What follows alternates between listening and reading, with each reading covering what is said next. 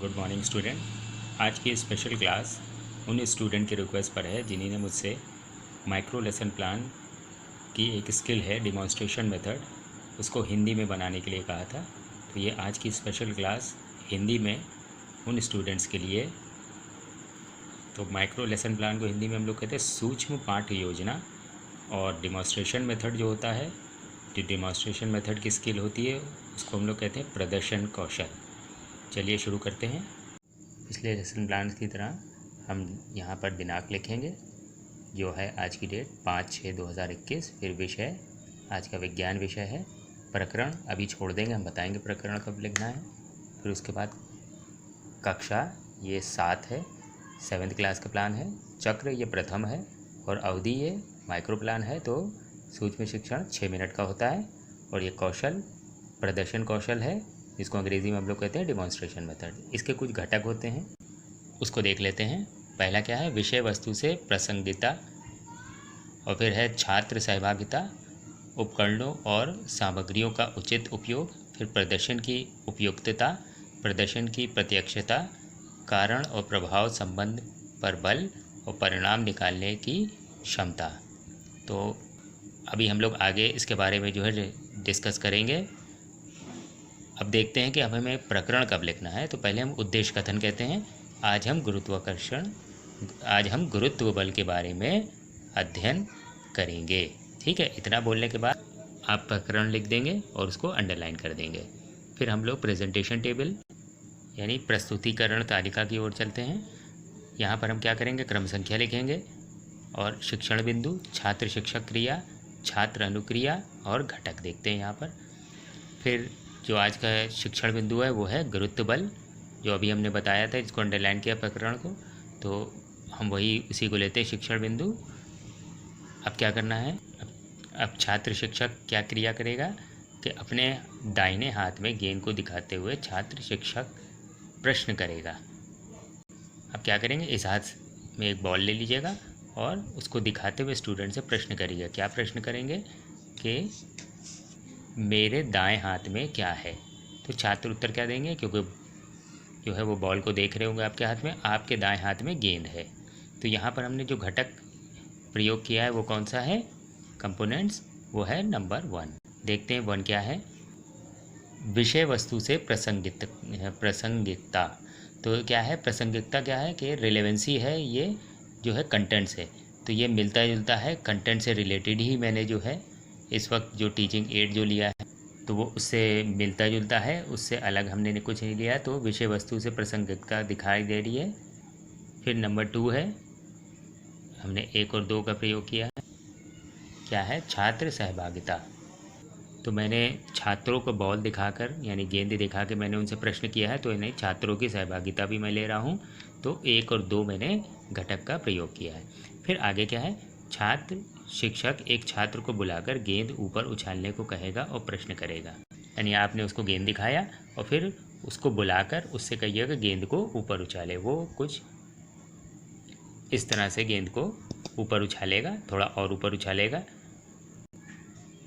और गेंद देखेंगे नीचे आ जाएगी। तो आप उससे प्रश्न करेंगे कि गेंद कहाँ गई।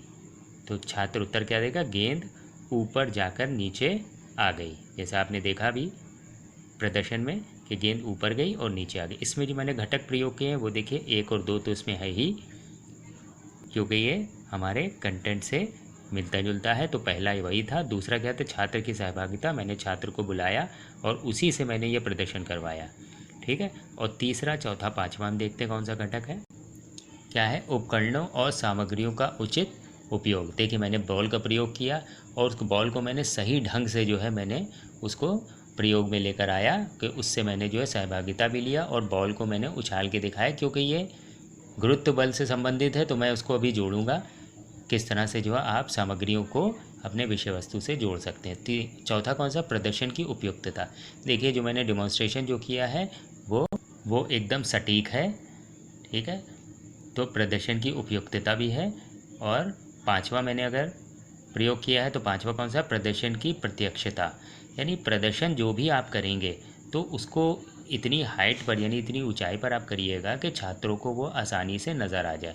ऐसा ना हो जाए कि छात्र कुछ देख ना पाए तो वो क्लास में जो है इधर उधर जो है झांकना शुरू कर दें या फिर आपस में बात करना शुरू कर दें, क्योंकि उनको इसमें जो है कोई भी इंटरेस्ट नहीं आएगा अगर वो उस प्रदर्शन को देख नहीं पा रहे हैं। तो इतनी जो है सफाई से और इतनी ऊंचाई से आपको करना है कि छात्रों को जो भी प्रदर्शन आप कर रहे हैं वो उनको आसानी से नज़र आ जाए।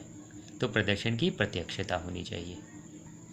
फिर क्या करेंगे, छात्र शिक्षक से गेंद ऊंचाई से छोड़ने को कहेगा और प्रश्न करेगा।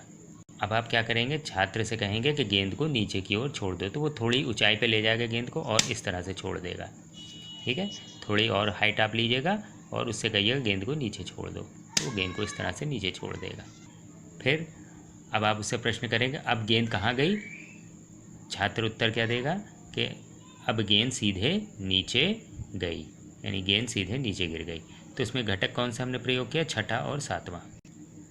तो कारण और प्रभाव संबंध पर बल, मैंने यहाँ पर देखेंगे जो बल जो दिया है कारण और प्रभाव पर, यानी गेंद को मैंने नीचे छोड़ा तो वो नीचे की ओर गिर गई। तो एक कारण और प्रभाव संबंध में स्थापित किया है यहाँ पर। फिर सातवां कौन सा? परिणाम निकालने की क्षमता। अब देखिए, छात्र से मैंने पूछा गेंद कहाँ गई, तो छात्र ने बताया गेंद नीचे गिर गई। तो परिणाम निकालने की क्षमता भी मैंने उस घटक का भी प्रयोग कर लिया। अब आप क्या करेंगे, अब आप व्याख्यान करेंगे यानी एक्सप्लेनेशन देंगे कि गुरुत्वाकर्षण बल क्या है। पृथ्वी पर प्रत्येक पिंड एक दूसरे को अपनी ओर आकर्षित करता है, उनके बीच लगने वाले बल को गुरुत्वाकर्षण बल कहते हैं तथा इस घटना को गुरुत्वाकर्षण कहते हैं। अगर दो पिंडों में से एक पिंड पृथ्वी है तो आकर्षण बल उनके बीच लगेगा, उसे गुरुत्व बल कहा जाएगा, जैसे गेंद का सदैव नीचे आना। ठीक है, तो ये हो गया हमारा गुरुत्व बल, जो कि हमारा जो है क्या था, शिक्षण बिंदु था। तो मैंने जो है एक डिमॉन्स्ट्रेशन यानी प्रदर्शन के द्वारा इसको समझाया कि गुरुत्व बल है क्या। आप व्याख्यान यानी जो एक्सप्लेनेशन है वो इतना रखेंगे कि 6 मिनट के अंदर अंदर जो है हमारा प्रदर्शन भी हो जाए और व्याख्यान भी मैं उसकी व्याख्या भी कर दूं।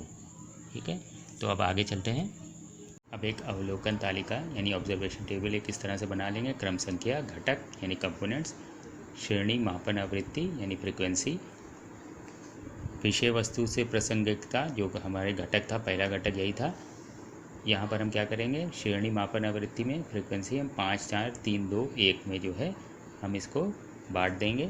फिर छात्र सहभागिता, इसको भी 5, 4, 3, 2, 1 ये घटक हमने शुरू में ही लिख लिए थे, उसी को ही हमको एज सच यहाँ पे कॉपी कर देना है। ठीक है, इसमें आपको इस टेबल में आपको कुछ नहीं करना है, ये जो भी करेंगे वो सुपरवाइज़र करेंगे।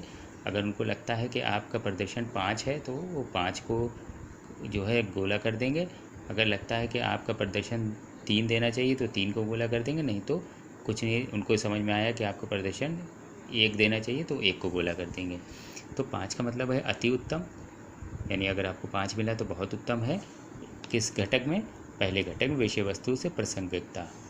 फिर मान लीजिए दूसरे में आपको 4 मिलता है तो उसका मतलब है तो उत्तम, 3 मिलेगा तो संतोषजनक, 2 है तो संतोषजनक नहीं, और पहला है तो अकुशल यानी पुअर। ठीक है, तो ये घटक हमने उसी तरह से लिख दिए हैं। कौन सा? उपकरणों और सामग्रियों का उचित उपयोग, प्रदर्शन की उपयुक्तता, प्रदर्शन की प्रत्यक्षता, कारण और प्रभाव संबंध पर बल। सातवां कौन सा था? परिणाम निकालने की क्षमता। तो ये घटक हमने शुरू में हमने डिस्कस कर लिए। अब क्या है, सुधार के लिए सुझाव। यहाँ पर जो भी सुधार के लिए सुझाव देना होगा वो आपके पर्यवेक्षक यानी सुपरवाइज़र देंगे। जितना भी उनको लगता है कि कौन कौन से आपने गलतियाँ करी हैं जहाँ पर, वो यहाँ पर उसके सुझाव दे देंगे। फिर यहाँ पर पर्यवेक्षक आपके सुपरवाइज़र हस्ताक्षर कर देंगे, आपका माइक्रो लेसन प्लान पूरा हो जाता है।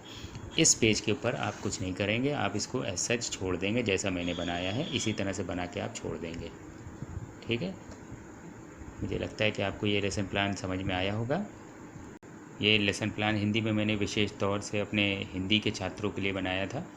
तो आज के क्लास के लिए बस इतना ही। Thank you.